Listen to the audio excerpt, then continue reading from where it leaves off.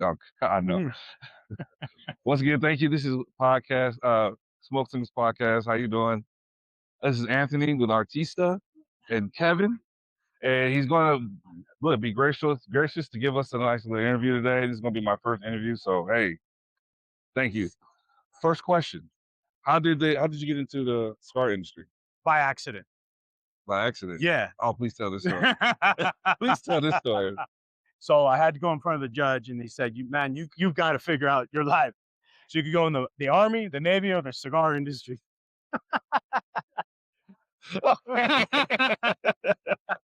Didn't see that one coming.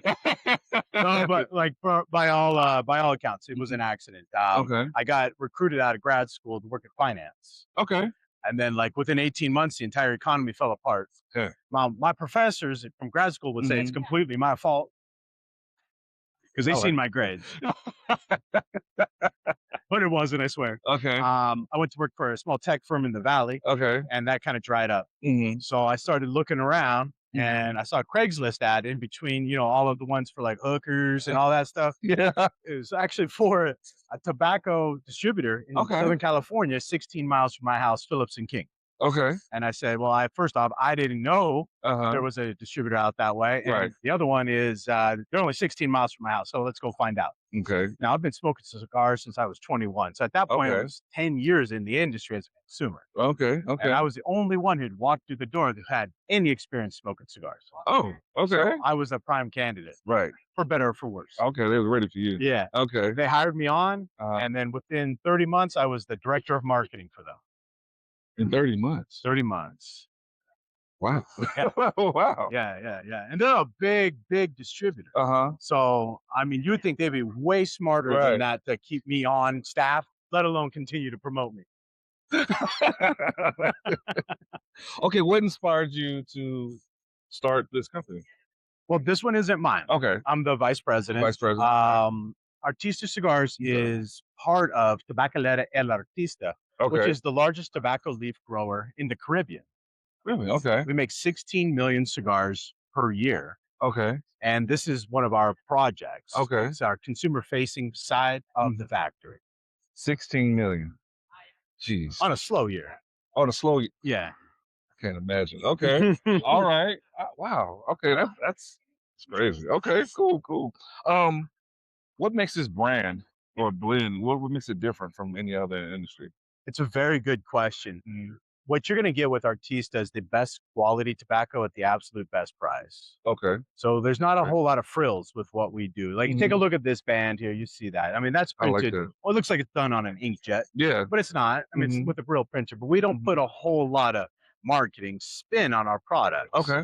We put all of our efforts and all the money goes right into the tobacco. Okay. So, for example, this Buffalo 10 Natural right here, that retails outside of California for $6.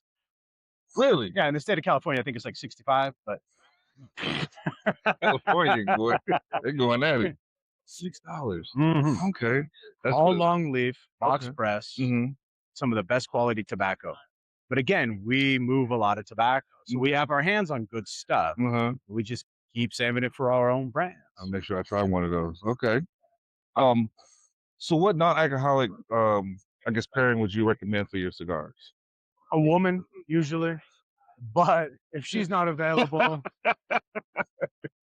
I like that pairing, actually. I like that a lot. I like that a lot. Like it's a blonde with green eyes, nice long legs. Hey, calls me Poppy, That's always good. But for me, man, honestly, if it's got to be a beverage, it's an ice cold Topo Chico. I keep hearing that. Yeah. Okay. Big bubbles. It cleanses the palate. It's refreshing. Okay. And I'm from Southern California, so I can buy it by the case. So that's just like the second or third time I've heard that. So we got to try that. We got to try that. I don't like anything to get in the way. Okay. I do love soda. Okay. I mean, I'm a fat kid in my heart, right? But also in my liver, and my kidneys, and my gut. So this is already the best interview ever. But I mean, for real. But that gets in the way, right? Because there's so much subtlety in a cigar, right? Yes. That tobacco, you're gonna miss it. If you have a soda pop that's sweet, Mm-hmm. you're gonna miss all the sweetness. Right. You're gonna miss some of that like citric acid too that you're gonna taste out of it. It's being covered up by all the citric acid and all the other stuff that's in the soda pop. Got it. So at the end of the day, for me, it's Topo Chico. So what do you think when you keep hearing? I hear a lot of people say Coke with your cigars, stuff like that. Hey, to each his own. Dr. Pepper. To each Okay. his own. Okay. But for me, ice cold. Ice. Like when you pull it out, Uh-huh. oh man, that's good. Okay. So when I review this cigar, I'm sitting down, be in the garage smoking it. I gotta have me one of those with me. Okay. Okay. That's how I'm gonna Glass do it. bottle too. Don't go with that plastic. Glass bottle. Gotta be Glass authentic and bottle. real. Okay. All right. What advice would you give someone who just started smoking cigars? Smoke as much of the new stuff as you can find. Okay. And if it says limited edition, pick that up too. Okay. Because they're not playing. Sometimes it is really truly limited, and they make some notes. Okay. Yeah, Make notes. Okay. Yeah, some guys will take the band and tape it to a notebook. Do that. Okay. Do that. If you're new, do that. Okay. Because they'll show you kind of what you like. Oh yeah. And over time, you'll start to see, I like a Nicaraguan profile or I like a Dominican profile. And then that will like help you understand in a couple of years' time when you really start to find the brand that's yours. Put it in your humidor by the box. I like a Dominican. I like LFD. I like Davidoff. Or I like Plasencia. Yeah, that's been what I've been rocking with lately. You just got me in trouble because my wife keeps telling me I need a journal.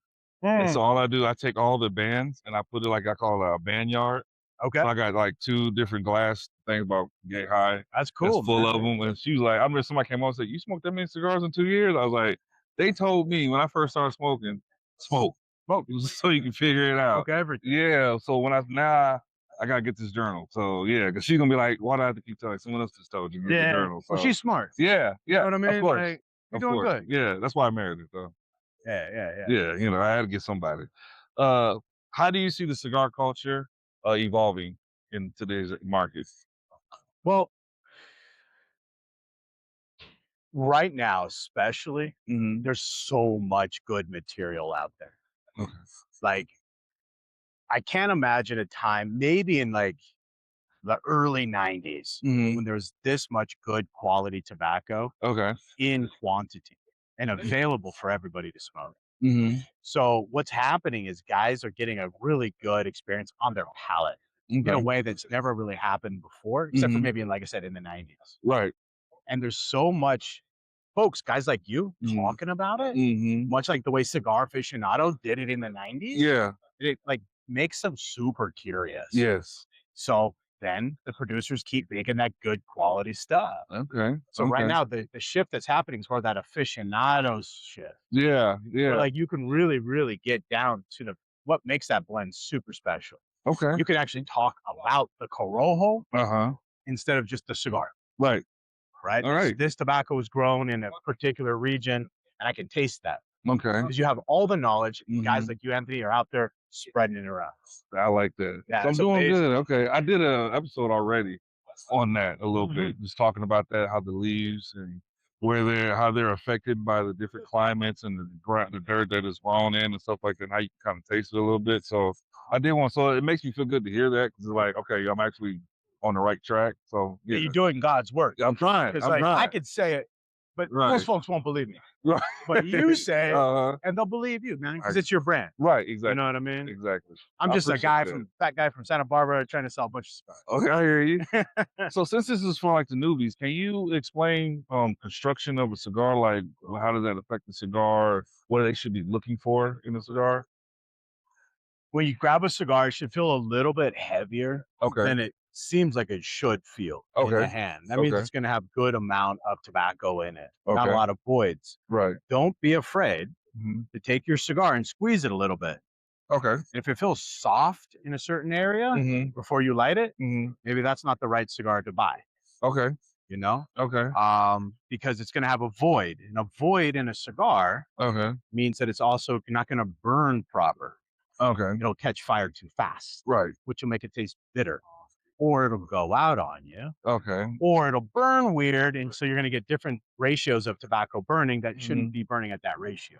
Okay. So feel free to molest your cigar. Okay. All right? Illegal molestation. Yeah, exactly. Because I mean, what you're doing is you're checking the quality of that construction from the outside in.